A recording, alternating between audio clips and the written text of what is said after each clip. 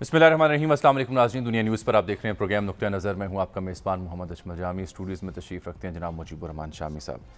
سر، پاکستان میں پہلی بار ایک خواجہ سرا جو ہیں وہ ڈاکٹر بن گئی ہیں، MBBS انہوں نے کر لیا کراچی یونیورسٹی سے۔ پروگرام کے اگلے حصے میں ان کو مبارکباد بھی دیں گے، ان سے بات بھی کریں گے۔ اچھی خبر سے میں نے کہا آغاز کروں۔ چیئرمین HEC جو ہیں ڈاکٹر طارق بنوری عہدے پر بحال ہوئے ہیں، اور تحریک انصاف کی اسکروٹنی کمیٹی کی رپورٹ خفیہ رکھنے کی جو استدعا تھی مسترد ہوئی ہے۔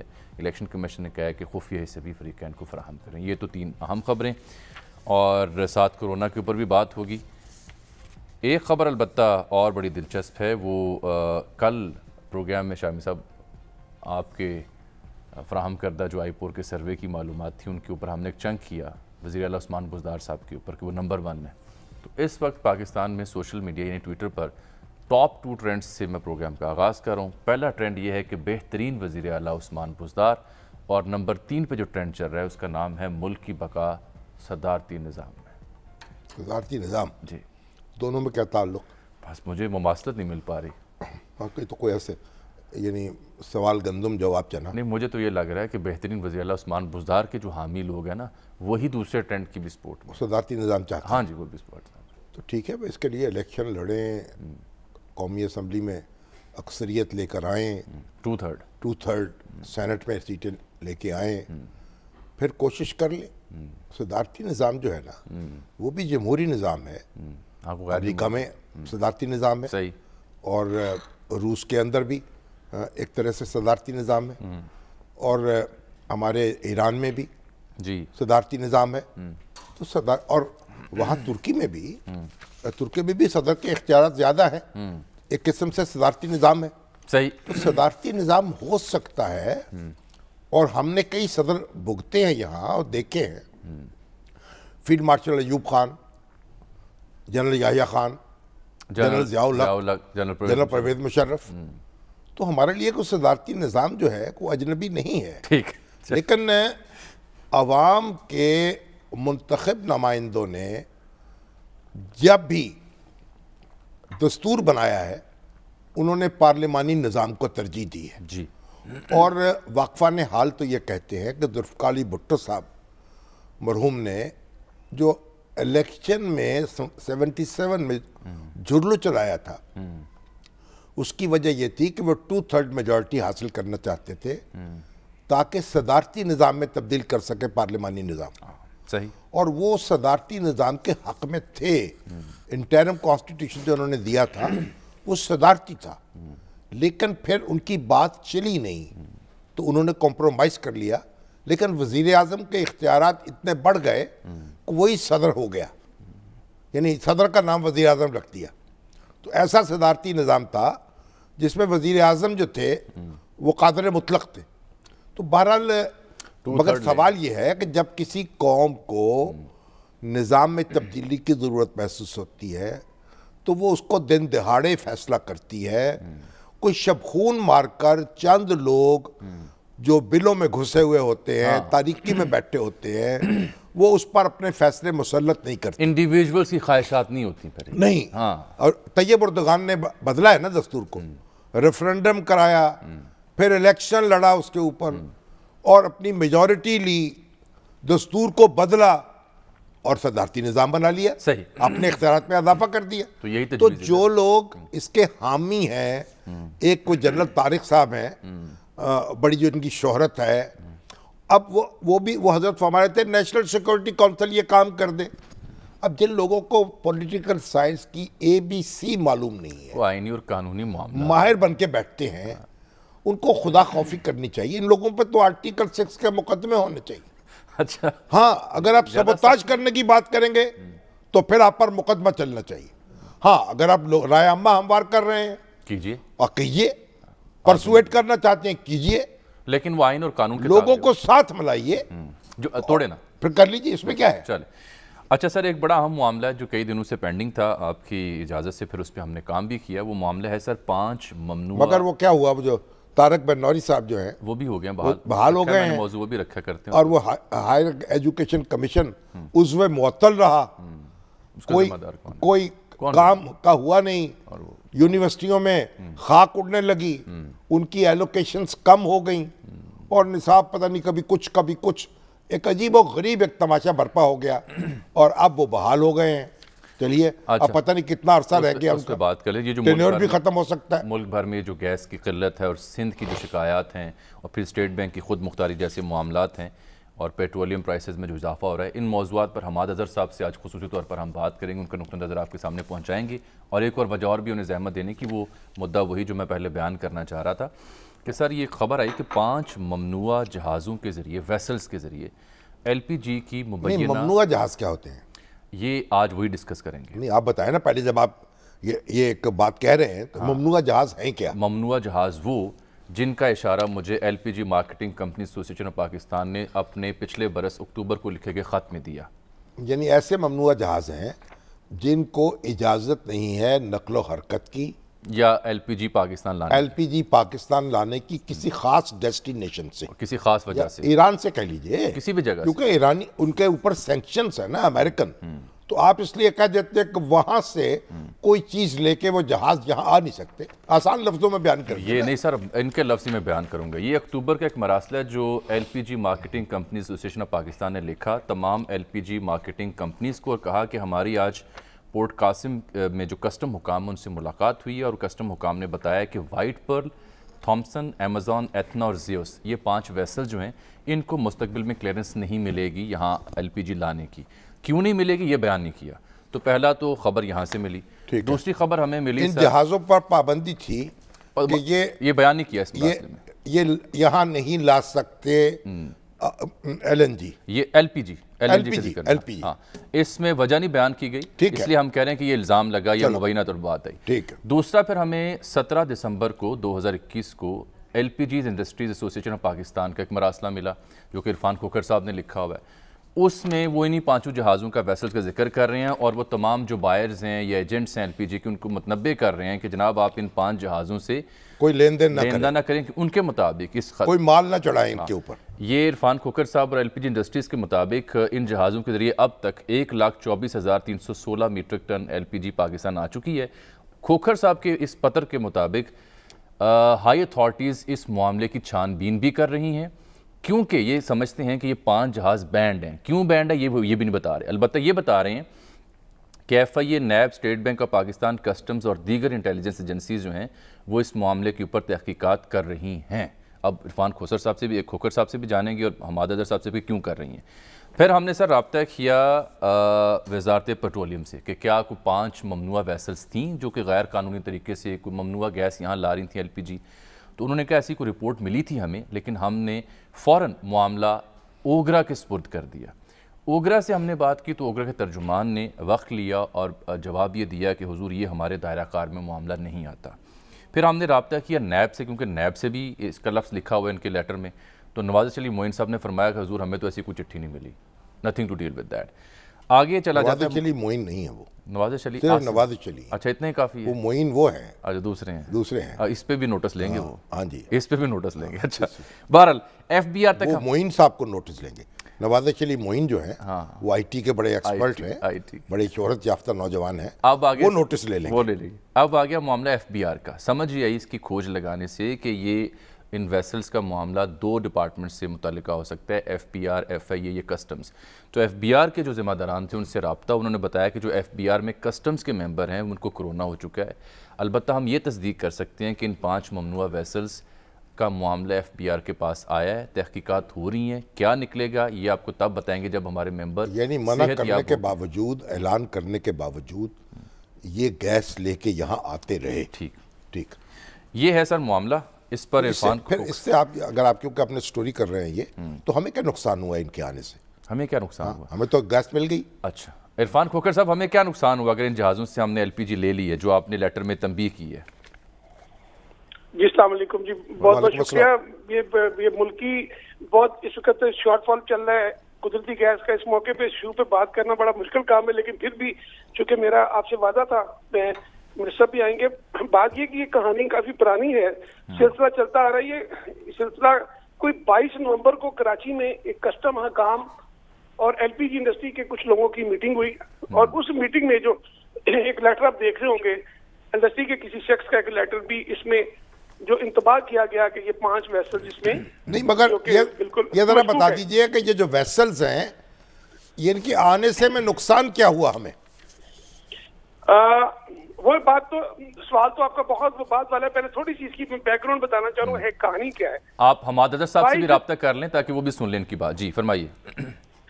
22 اکتوبر کو کراچی میں کسٹم مقام اور ایل پی جی انڈسٹری کے اسٹیک ہولڈرز کی میٹنگ ہوئی جس میں انہوں نے کسٹم مقام نے بتایا کہ ہمارے علم میں آیا ہے کہ یہ 5 جہاز جو ہیں یہ مشکوک ہیں اور اس میں اپنی انڈسٹری کو آپ لوگ انتباہ کریں کہ یہ اس پہ جو پروڈکٹ آ رہا ہے یہ چونکہ پاناما فلیگ کے جہاز ہیں اور یہ جو پروڈکٹ آ رہی ہے یہ بالکل اس کی اجازت نہیں ہے.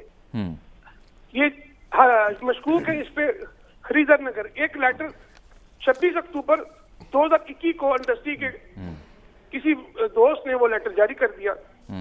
اس کے بعد پھر دوبارہ کی میٹنگ 10 نومبر 2021 کو کسٹم مقام نے دوبارہ میٹنگ کر کے ایک لیٹر اور جاری کیا جو شاید ابھی آپ تک نہیں پہنچا. جو پہلی میٹنگ ہوئی اس میں انہوں نے کہا کہ جی جن کے لانگ ٹرم ایگریمنٹس ہیں ان کو ہم سہولت دیں گے آپ پروڈکٹ منگوائیں.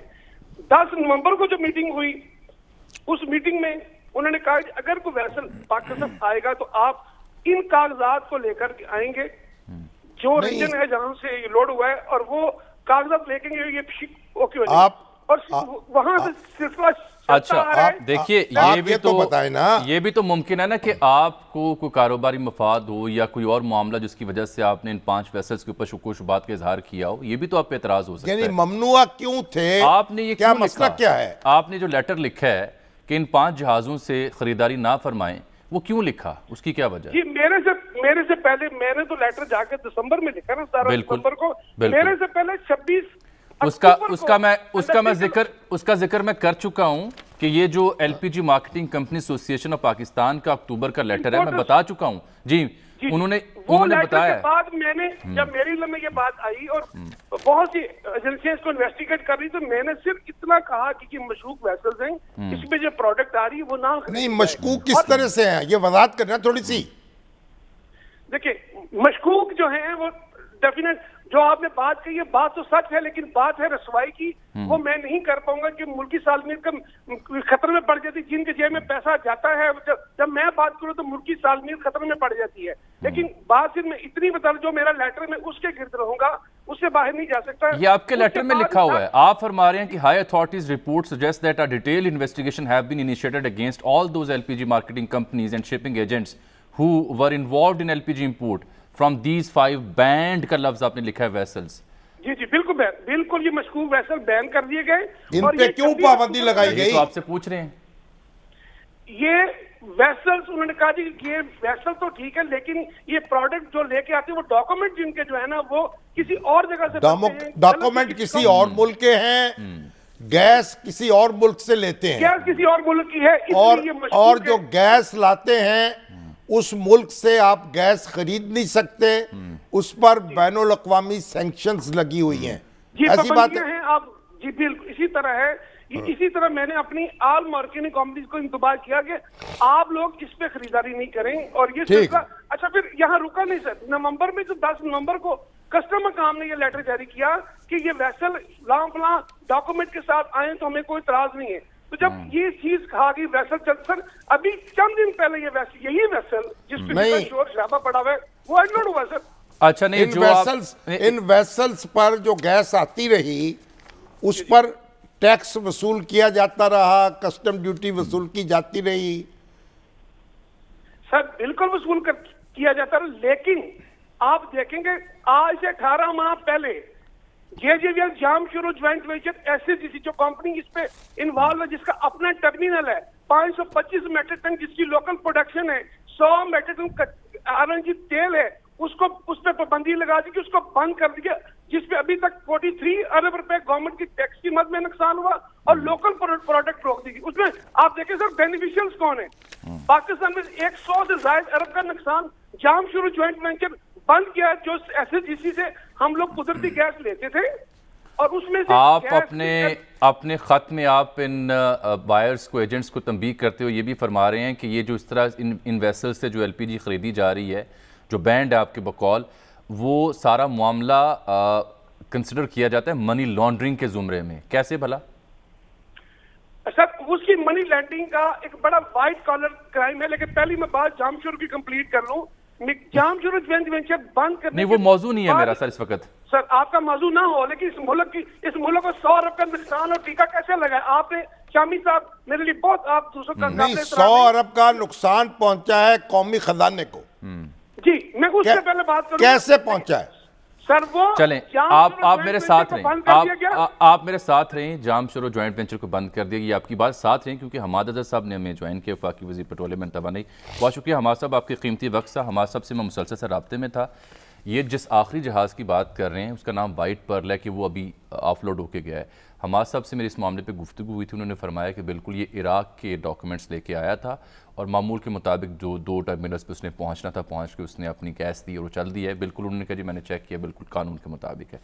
सर मैं आपको जहमत इसलिए दी थी, आपसे पहले बात हुई, ये एक ख़त है जी हमारे हाथ में LPG marketing company association of Pakistan का अक्टूबर 2021 का, और फिर दूसरा LPG industry association of Pakistan का दिसंबर 17 का।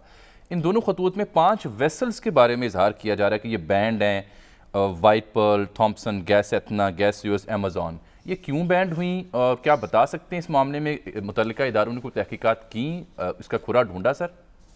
जी सबसे पहले तो मैं आपके नाजरीन की इत्तला के लिए ये बताऊं कि ये मामला एलपीजी का है, एलएनजी का नहीं है। बिल्कुल, हमने इसका लफ्ज यूज नहीं किया साहब। बिल्कुल हाँ जी, तो क्योंकि पाकिस्तान में जितनी भी एलएनजी आती है वो हुकूमत इंपोर्ट करती है, जबकि एलपीजी की अक्सरियत जो है वो प्राइवेट सेक्टर इंपोर्ट करता है।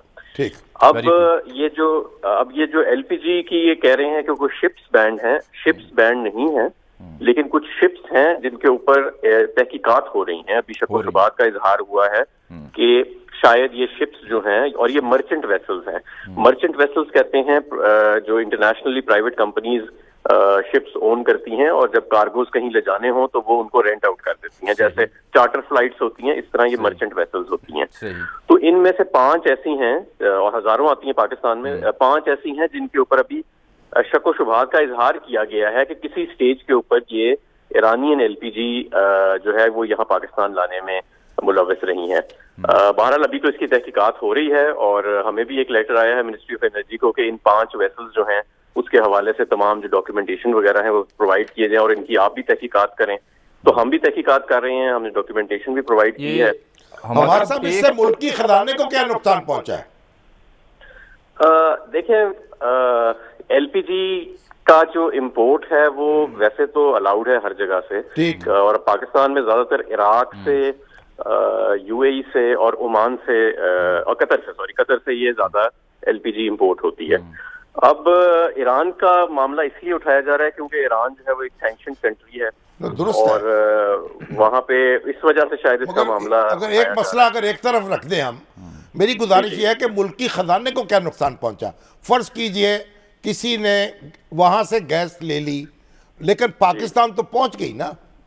जी जी जी जी, मुल्क की खजाने को तो देखें नुकसान ऐसे क्वांटिफाई करना बड़ा मुश्किल है। रेप्यूटेशनल रिस्क तो हो सकता है, ठीक, लेकिन ये एलपीजी वैसे यहाँ से ना आए तो कहीं और से दरामद होनी थी, पूरे पे किए गए होंगे।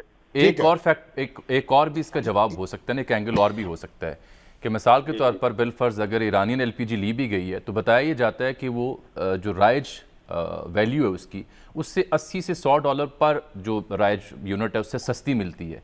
तो जो इल्ज़ाम लगाया गया उसमें ये बताया गया है कि ये मुबैना तौर पर सस्ती खरीदी गई, बेची महंगे दामों दी गई, और जहाँ के जो खरीदार थे उन्होंने भी उन्हीं दामों को अपने खातों में दिखाया और उन्हीं दामों पे एलपीजी बेची। ये एक इसका फैक्टर हो सकता है। मगर सवाल ये देखें, ये सारी बातें तो तहकीकात में आएंगी। यूजुअली तो एलपीजी जो है ना, इसकी प्राइस सऊदी लाइट क्रूड से डराइव होती है। सऊदी लाइट क्रूड वो तेल है जिससे आप बाकी तमाम पेट्रोलियम प्रोडक्ट्स बनाते हैं।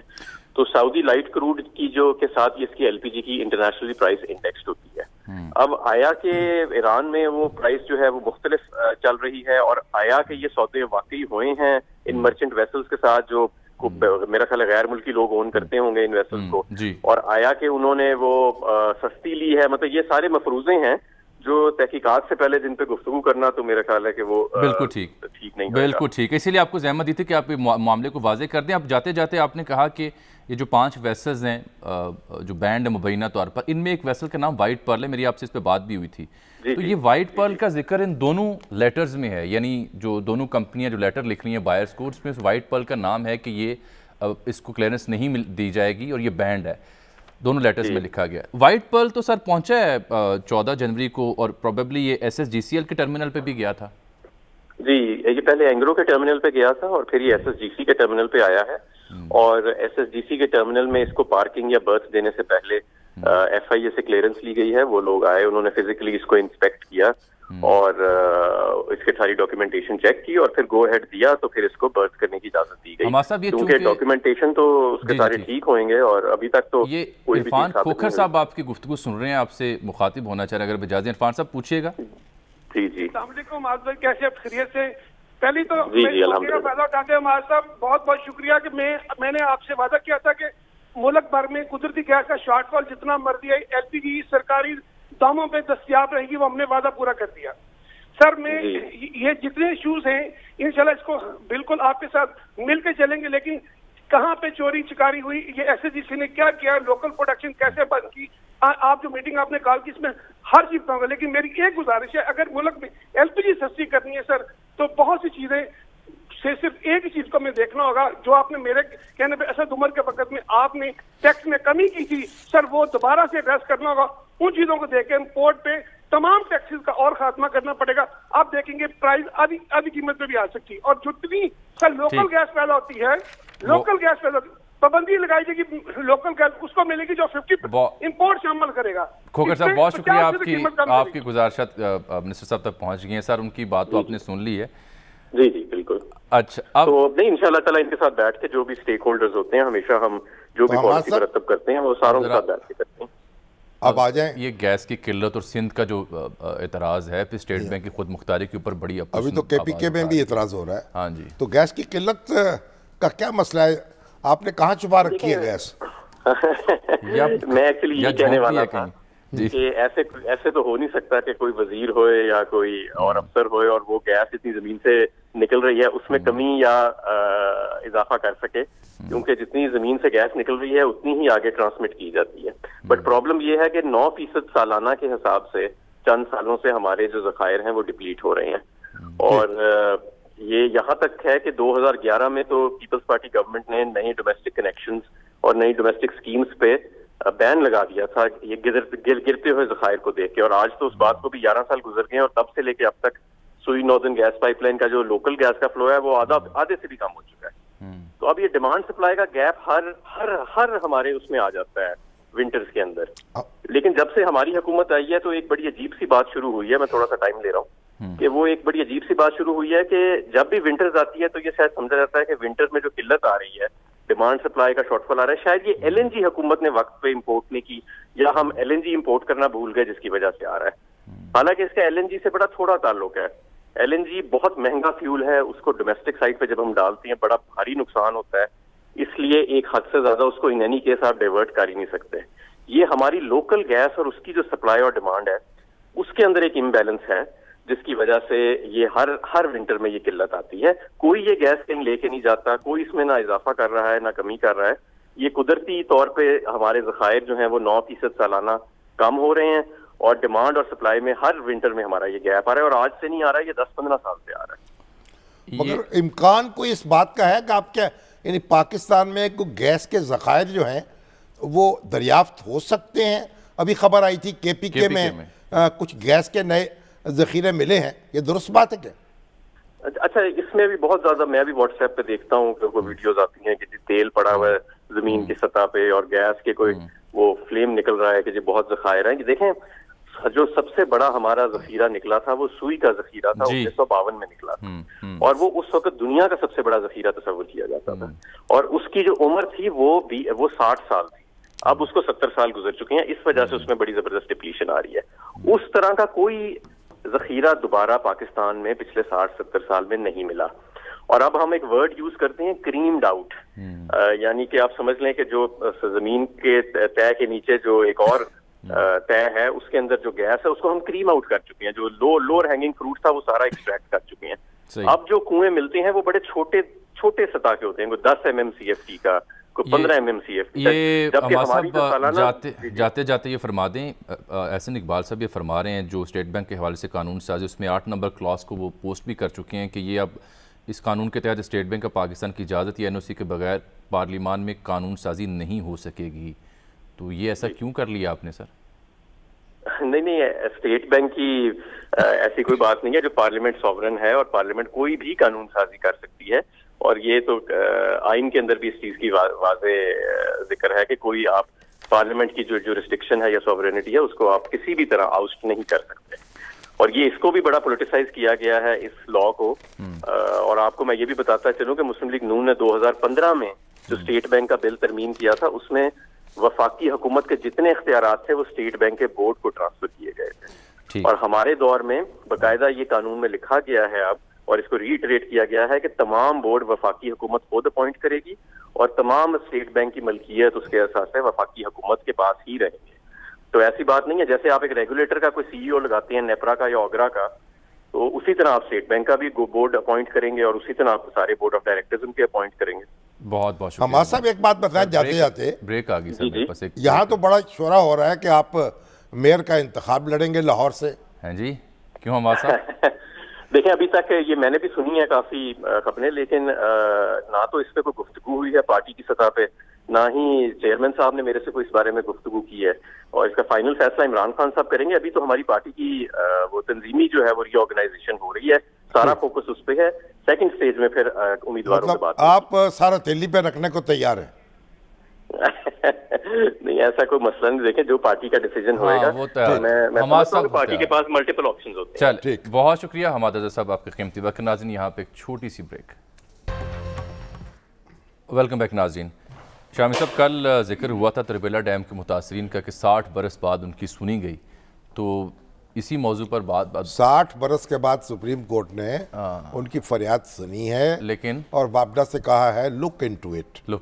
کہ جو ہمارے بڑے ہی قابل احترام ہیں چیف جسٹس ہوں گے عمر رضا بندیال صاحب, بڑا ایک تعلق ہے ان سے 10 پستہ گزارش ہے کہ 10-15 دن کے اندر 20 دن کے اندر ٹائم فریم دیں, ان کو حکم دیں, ان بیچاروں کے مسائل حل کریں.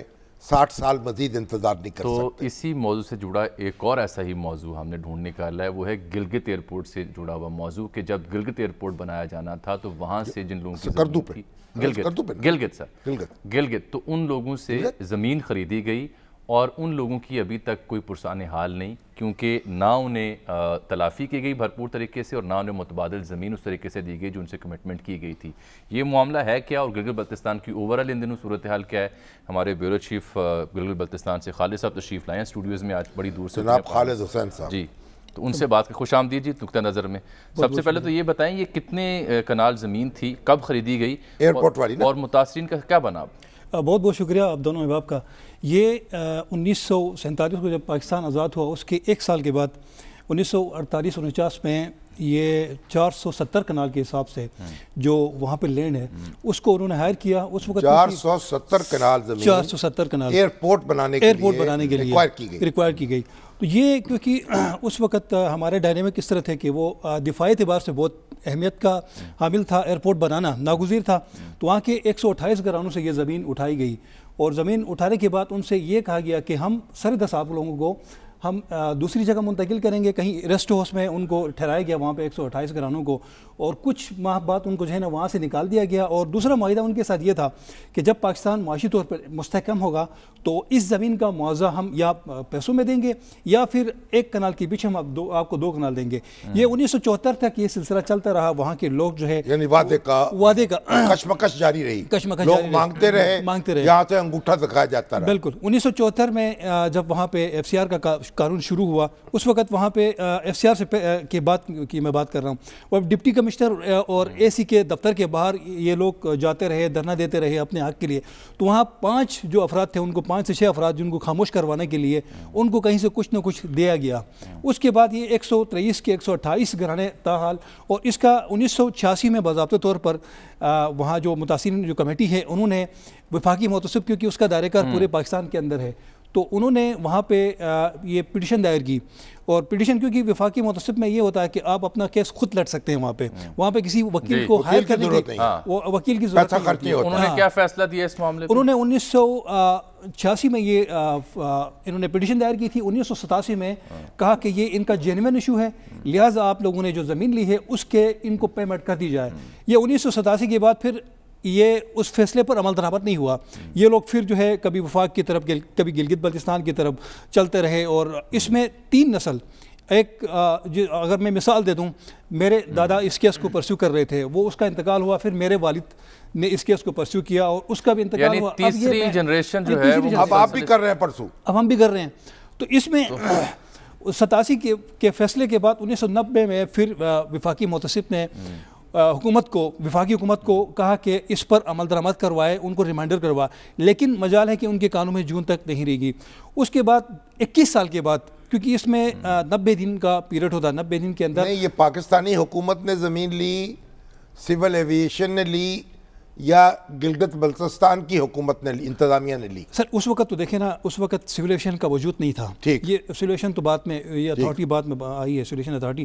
اس وقت کیونکہ وفاقی حکومت براہ راست اس علاقے کا وفاق پاکستان نے، وفاق پاکستان، یہی وجہ ہے شامی صاحب کہ جو محتسب ہیں وہ جو ہدایات دے رہے ہیں وہ وفاقی حکومت کو دے رہے ہیں. کیوں جی؟ بالکل وفاقی حکومت کو ہدایت دے رہے ہیں کہ یا آپ ان کی تلافی کریں یا متبادل زمین دیں. لیکن اس میں بھی وہ جو آپ والا نقطہ ہے کہ کوئی ٹائم لیمٹ نہیں ہے. یہاں بھی 70 سال بیت چکے ہیں. ابھی جو 128 گھرانے ہیں اس وقت کے، اب یہ کوئی 10-12 ہزار لوگ تو ہوں گے، اتنا ہی ہے، 10-12 ہزار کے غریب لوگ ہیں. اور اس میں ابھی تک وہ مطالبہ کر رہے ہیں. ابھی سر ریسنٹلی دسمبر میں اس کا 4تھا فیصلہ آیا ہے، یعنی 4 بڑے فیصلے آئے ہیں، اور اس پہ سیاست بھی کی گئی ہے. 2015 کے انتخابات میں اسی حلقے سے جو نمائندہ میں مسلم لیگ نون کا جو وہاں کا جو الیکشن کانٹیسٹ کر رہا تھا، اس نے بھی وہاں کی کمیٹی کے ممبران سے ملاقات کی، کہا کہ آپ لوگ ہمیں سپورٹ کریں، جب ہم اقتدار میں آئیں گے تو انشاءاللہ ہم اس ایشو کو حل کریں گے. تو اس کے بعد جب ان کا 5 سال پورا ہوا تو میرے خیال میں کچھ رزلٹ باقی نہیں رہا، رزلٹ نہ سامنے آیا. جب 2021 کے انتخابات میں علی امین گنڈاپور جو ہمارے وفاقی وزیر ہیں، جناب علی امین گنڈاپور صاحب، وہ آئے، وعدہ کیا، انہوں نے پھر وعدہ کیا، اور بڑے جلسے میں اس نے کہا کہ آپ ہمارے نمائندے کو کامیاب کروائے، آپ کے اس کیس کا کوئی اتنا بڑا مشکل نہیں ہے، اس کو حل کروا. دوبارہ آئے میرے خیال میں. اس کے بعد علی امین گنڈاپور صاحب نے گلگت بلتستان کا، میرے خیال میں وہ واحد منسٹر ہے جو وہ ٹوٹل 2 دفعہ آئے ہیں گلگت میں. ایک دفعہ وزیر اعظم آئے تھے، ایک دفعہ الیکشن میں آئے. اس کے بعد ابھی تک ان کا گلگت بلتستان میں نہیں ہے. آپ کو ان کی زیارت نہیں ملی ابھی تک؟ نہیں. اب یہ 470 کنال زمین جو ہے، اب کتنے کی ہوگی یہ کنال زمین، کتنے کی ہے؟ سر میں اس پہ تھوڑا سا میں ماضی کی طرف اگر آپ مجھے 1-2 منٹ دے دیں. اس پہ یہ ہوا کہ 1974 میں ڈپٹی کمشنر نے شاہراہ قراقرم کے مقام پر کوئی زمین الاٹ کی تھی 128 گھرانوں کو، کوئی 1100 کے قریب. وہ کچھ دنوں کے بعد جو ہے اس پہ عمل درآمد نہیں ہوا. اس پہ FIA نے کیس دائر کیا کہ یہ زمین جو ہے ہمارے حصے میں ہے، ہماری ہے، تو لہٰذا آپ نہیں دے سکتے ہیں. وہ دن ہے اور آج کا دن، اور 4 بڑے فیصلے آ گئے ہیں وفاقی محتسب کے، جو اس پر ابھی تک کوئی سنوائی نہیں ہوئی ہے. دسمبر میں ایشوز اور ہیں، یہ تو ہوگی بات. نہیں، زمین اویلیبل ہے. زمین اگر دیکھیں، زمین اگر اویلیبل نہیں ہے تو اس کا لینڈ کمپنسیشن قیمت میں ان کو اکوموڈیٹ کر سکتی ہے حکومت. اچھا، یہ کتنی قیمت ہوگی آج؟ ایک کنال کی کتنی قیمت ہے وہاں؟ سر ایک کنال اگر ہم بات کریں تو اس وقت مارکیٹ جو جہاں یہ ایئرپورٹ بنا ہے اس کی ویلیویشن کریں تو 1.5 کروڑ روپے اس کی مالیت ہے. 1.5 کروڑ روپے ایک کنال؟ جی. تو آپ 470 سے ضرب دے لیں اس کو. جی. تو یہ پیمنٹ ادا ہونی چاہیے، یا پیمنٹ نہیں تو آپ زمین دے دیں، یا پیمنٹ اسی مالیت. جی بالکل. یا پیمنٹ یا پھر ایک کی بجائے 2 کنال. نہیں، اور رقبہ جو ہے، رقبہ تو بڑا وسیع ہے آپ کے پاس. بالکل. گلگت بلتستان کا علاقہ تو بہت زیادہ ہے، آبادی بڑی کم ہے. ہاں جی، 15. تو زمین کیوں نہیں دی جا سکتی؟ ٹھیک، زمین کا یہ تو اب اپیل ہی کی جا سکتی ہے. پورا آپ نے نوحہ بیان کر دیا. یعنی کہ تماشا دیکھ لے کیا ہے، 60 سال 70 سال اب یہ گلگت بلتستان کے رہنے والے بیچارے 75 ایئر سر. اب کیا اگر یہ لاہور تشریف نہ لاتے، یہ خبر اس طرح سے سامنے نہ آتی. اگر وہ تربیلا ڈیم کے متاثرین کا فیصلہ نہ ہوتا تو ان کی بھی بات نہ تو سنی، سپریم کورٹ یہ حکم نہ دیتی اور پھر ہم اس پہ گفتگو نہ کرتے تو خالد حسین صاحب بھی اس کا نوٹس نہ لیتے اور نہ یہ خبر آپ تک پہنچتی، اس لیے اس کا کچھ کریڈٹ جو ہے ہماری سپریم کورٹ کے جاتا ہے کہ ان کی وجہ سے اور دوسرا یہ ہے کہ ان کا کچھ کیا جائے بیچاروں کا۔ اچھا سر، دو بڑے اہم موضوعات ہیں، وقت میرے پاس کم ہے سر۔ جو وہاں پہ صحت عامہ کی صورتحال اور بجلی کی، اس بارے میں بھی سنیے، آپ حیران ہو جائیں گے کتنی لوڈ شیڈنگ ہے جی گلگت بلتستان میں سر۔ ان دسمبر میں سردیوں کی اب تو پانی جم جاتا ہے نا وہاں، پانی جم جاتا ہے، پانی سے بجلی پیدا ہوتی ہے، 18 گھنٹے کی لوڈ شیڈنگ ہوتی ہے اور 6 گھنٹے بجلی میسر ہوتی ہے، اس میں بھی بیچ میں 1-8 گھنٹہ۔ اچھا، اور پھر آپ کے پورے گلگت بلتستان میں جو کوئی MRI مشین ہے؟ میرے خیال میں یہ ماضی کی credit goes to previous government, Muslim League Noon کی حکومت کو جاتا ہے، کیونکہ حافظ الرحمان نے ذاتی طور پر ایفرٹ کر کے پنجاب حکومت سے ڈونیشن کی قیمت میں ایک MRI مشین اس وقت شہباز شریف نے دیا تھا اس علاقے پر کو، وہ ایک MRI کی مشین ہے۔ باقی اس وقت گلگت بلتستان کی اگر میں ہیلتھ کی صورتحال کے حوالے سے اگر بات کروں تو ہیڈ انجری ہوتی ہے تو اس کو اسلام آباد لانا پڑتا ہے، سر پہ چوٹ لگ جائے تو اسلام آباد، ہاں اسلام آباد، یا وہ راستے میں دم توڑ دیتا ہے، اور دل پہ چوٹ لگ جائے تو پھر کہاں، تو کیا بس وہ پھر تو آپ کو پتہ ہے۔ اور گلگت بلتستان کے اندر اس وقت ہیپیٹائٹس سی، کینسر اور ہارٹ کے پیشنٹ کی اتنی بڑی تعداد وہاں پر موجود ہے، اگر تھوڑی بھی بہت بھی اگر پرابلم اس طرح کی کوئی کسی کے ساتھ ہوتی ہے، ڈاکٹرز پورے ہیں۔ اصل میں یہاں کوئی آنا نہیں چاہتا تھا GB کے اندر، یہ سروس سٹرکچر ان کا بنا نہیں تھا۔ ڈاکٹر گلگت بلتستان کی سیٹ پہ آتے تھے اور جب اپنی سروس جو اپنی ایجوکیشن مکمل کرنے کے بعد جو پھر وہ گلگت بلتستان نہیں آتے تھے، وہ بن گیا سروس سٹرکچر، جی اب بن گیا، اب بن گیا یہ اپنے GB کے اپنے ڈاکٹر بھی تو ہوں گے بہت سے، جی بالکل، اپنی سیٹ پہ یہاں آتے ہیں سالانہ ڈاکٹر بن کے جو چلے اب یہ کمی پوری ہو گئی ڈاکٹروں کی، جی لیکن اسپتال ٹھیک ہے، اسپتال تو بنے ہیں لیکن اگر اسپتالوں کے اندر سہولیات نہیں ہے نا، تو پھر سر پہ چوٹ لگے اسلام آباد جانا ہے۔ حکومت کیا کر رہی ہے؟ MRI مشین ہی ایک ہے وہاں پہ، حکومت کیا کر رہی ہے؟ سر آبادی بھی تو 14 لاکھ کی ہے نا، 14 لاکھ حق نہیں ہے، اور علاقہ بڑا ہے، پھیلا ہوا، 14 لاکھ کا حق نہیں ہے سر، نہیں حق ہے نا، تو ان کی اپنی حکومت کچھ کرے نا، وہ سن رہے ہوں گے ان کے متعلقہ لوگ، کسی وزیر اعلیٰ سے گفتگو کرے نا، کریں ان سے گفتگو، چلے ان سے جو وزیر اعظم بننے جا رہے ہیں میرا خیال ہے، نہیں وزیر اعلیٰ بننے جا رہے ہیں، ان سے گفتگو کرتے ہیں، باقاعدہ ان سے بات کرتے ہیں، دستوری وزیر اعلیٰ۔ اچھا جی، آپ کا بہت شکریہ، آپ تشریف رکھیں۔ شامی صاحب، جو میں نے ایک اچھی خبر آپ کو سنائی تھی، تاریخ رقم کی ہے سارا گل صاحبہ نے، یہ MBBS کا امتحان کراچی یونیورسٹی سے پاس کرنے والی پہلی خواجہ سرا ہیں پاکستان میں، ان کو بہت مبارکباد۔ ٹیلی فون لائن پہ ہمارے ساتھ موجود ہیں، ان سے بات کر لیتے ہیں کیونکہ بہت مشکل کام ہو گیا ان کے لیے۔ سارا، آپ کو بہت مبارکباد، آپ تاریخ آپ نے رقم کی، آپ جو خواجہ سرا کمیونٹی ہے اس کی نمائندگی بھی کرتی ہیں، ان کے حقوق کے لیے بھی بات کرتی ہیں، ہم نے آپ کو زحمت بھی دی ہے۔ کیسے اس خواب کو آپ نے ممکن بنایا، اور کیا آپ کے علاوہ ابھی تک کسی نے MBBS نہیں کیا آپ کی کمیونٹی میں سے؟ السلام علیکم، سب سے پہلے پورے پاکستان کو اور آپ کو سلام، اور بہت بہت شکریہ آپ کا میری عزت افزائی اور حوصلہ بڑھانے کا۔ جی ہاں، یہ خوشی اور افسوس کی خبر اس لیے کہ بہت ٹائم ہو گیا پاکستان کی آزادی کو، اور اب جا کر پہلی خواجہ سرا ڈاکٹر آ رہی ہے، لیکن دیر سے ہی ایٹ لیسٹ اسٹارٹ ہو گیا، تو یہ خوشی ہے کہ فائنلی آ گئی۔ جی ہاں، میرے لیے یہ بہت خوشی کی بات ہے کہ میں پاکستان کے ہسٹوریکل مومنٹ میں آئی ہوں اور پاکستان کو پہلی ٹرانس وومن ڈاکٹر ملی ہے، اور جہاں تک ہے کہ میں پہلی ہوں یا نہیں اس بارے میں تو اب تک میں پہلی ہوں، اور باقی میں امید کرتی ہوں میں آخری نہ ہوں۔ ٹھیک، تو کتنی مشکل آپ کو پیش آئی اس سفر میں؟ سر جی، اگر میں ایکچولی آپ کو بتاؤں تو مجھے معاشرے نے کافی دیکھیں ڈسکریمنیشن تو عورت جب پڑھتی ہے اس کے ساتھ بھی ہوتا ہے، تو اسی مقابل کا ڈسکریمنیشن مجھے فیس کرنا پڑا، لیکن میں نہیں مانتی کہ مجھے کوئی خاص زیادہ ڈسکریمنیشن فیس کرنا پڑا۔ اگر آپ کی ول پاور ہے، اگر آپ کے اندر جذبہ ہے، تو آپ کو کوئی بھی نہیں روک سکتا۔ باقی رستے میں مشکلات آتی ہیں، لیکن آگے بڑھنے کا نام ہی زندگی۔ تو آپ کو اسپیشلائزیشن کرنا چاہتی ہیں؟ جی ہاں، میرا ارادہ ہے انڈوکرینالوجی کا، کہ میں آگے انڈوکرینالوجی کروں گی یا MPH کروں گی، اس بارے میں ڈسکشن چل رہی ہے، تاکہ میں بہتر طریقے سے اپنی اسپیشلی ٹرانس کمیونٹی کو سرو کر سکوں اور پاکستان کا نام اور روشن کر سکوں۔ آپ کے پیرنٹس جو ہیں، آپ ان کے ساتھ رہ رہی ہیں؟ جی، اب میرے پیرنٹس نے مجھے ایکسیپٹ کیا ہے آفٹر مائی ریزلٹ، اور میں اب انہوں نے مجھے پورے طریقے سے اپنایا ہے، اور آپ کو یعنی کہ یہ بھی منوانے کے لیے محنت کرنی پڑی؟ بالکل بالکل، کہتے ہیں نا معاشرے میں کچھ بھی آسانی سے ہمیں نہیں ملتا، یہ بات بالکل سچ ہے، لیکن مجھے خوشی ہے کہ میں آخر کار اپنے باپ کا سر فخر سے اونچا کر پائی۔ آپ نے MBBS کیا تو آپ کو قبول کیا گیا؟ جی ہاں بالکل، یہ ایک کڑوی سچائی ہے، پر کیا کریں، آپ ہم سب کے لیے باعث فخر ہیں۔ بہت بہت شکریہ، اور میں ایک میسج دینا چاہوں گی آپ کے پلیٹ فارم سے، ایک اپنی خواجہ سرا کمیونٹی کو اور ایک میں گورنمنٹ کے لیے کچھ کہنا چاہوں گی۔ فرسٹ آف آل میں اپنی خواجہ سرا کمیونٹی سے کہنا چاہوں گی کہ ہمت ہارنے کی ضرورت نہیں ہے، جب تک ہم کوشش نہیں کریں گے تب تک کچھ نہیں بدلے گا، صرف اگر میں کر سکتی ہوں تو آپ سب بھی کر سکتی ہیں، ہمیں اپنے طریقے بدلنے پڑیں گے زندگی کی ایک بہتر زندگی کے لیے۔